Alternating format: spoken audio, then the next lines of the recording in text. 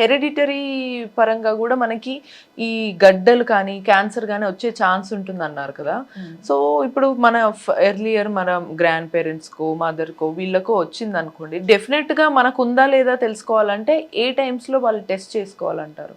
యాక్చువల్గా ఏంటంటే 40 ఇయర్స్ తర్వాత ఆల్ లేడీస్ అబవ్ 40 ఇయర్స్ తర్వాత ఇయర్కి ఒక్కసారి మ్యామోగ్రాము అండ్ డాక్టర్ దగ్గర ఎగ్జామినేషన్ అనేది కంపల్సరీగా చేయించుకోవాలి.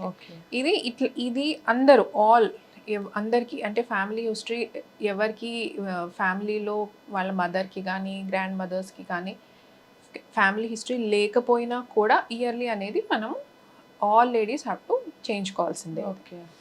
ఒకవేళ ఫ్యామిలీ హిస్టరీ ఉంది, మదర్కి ఉంది, లేకపోతే అత్తకి ఉంది, గ్రాండ్ మదర్కి ఉంది అంటే వాళ్ళకి ఇంకా ఫ్రీక్వెన్సీ ఇంకా ఎక్కువ 6 మంత్స్కి ఒకసారి లేకపోతే 1 ఇయర్కి ఒకసారి అది మనం డాక్టర్ దగ్గరికి వెళ్తే వాళ్ళు ఎంత రిస్క్ ఉంది దాన్ని బట్టి చెప్తారు.